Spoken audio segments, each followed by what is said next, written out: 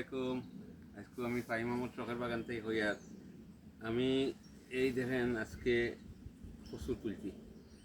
2-3 বার খাটার বাদেও ওই দেখেন কত কচু হয়েছে।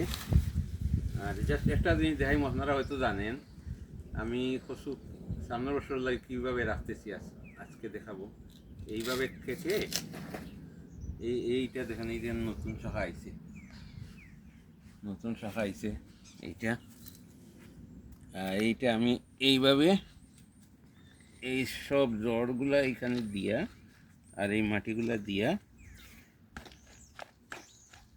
এই দেখেন বাদে পানি দিব কিছু, মাটিগুলা দিয়া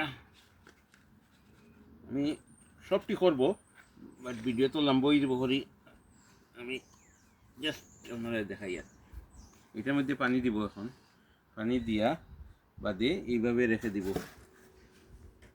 আপনার গ্রিন হাউস থাকলে গ্রিন হাউসে রাখবেন, কনসার্ভেটিভ থাকলে কনসার্ভেটিভ, যার গরু আছে জায়গা রাখবেন। আমার গরু আর জায়গা নাই, প্রচুর গাছ। এখন আমি শেডের মধ্যে রাখবো এইভাবে লাইন ধরাইয়া।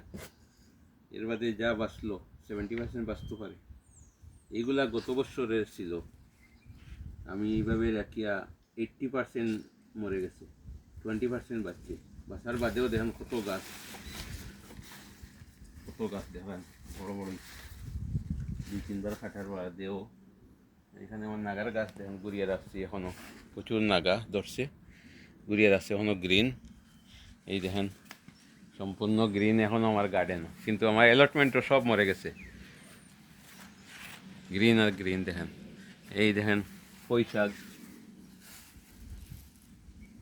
দেখেন এখনও গ্রিন রয়েছে। আর এই দেখেন কচুর ডুবা এখনও বাকি রয়েছে, এগুলা পরীক্ষা করবো এইখানে রাখিয়া। আর এইগুলা আমি শেডের মধ্যে রাখবো।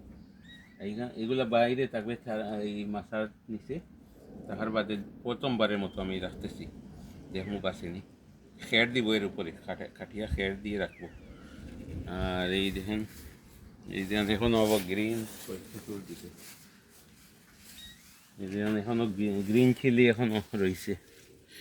কত গ্রিন চিলি ধরছে, প্রচুর গ্রিন চিলি। আর এইটা আমার চৌচৌর গাছ। আর একদিন দেখাইব যখন চৌচৌগুলা ম্যাচুইড হবে।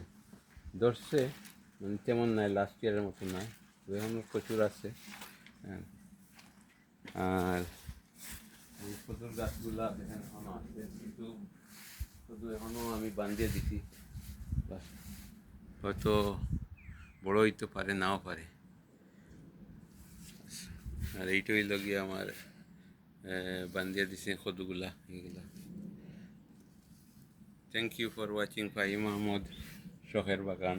এই দেখেন আমার কচুগুলা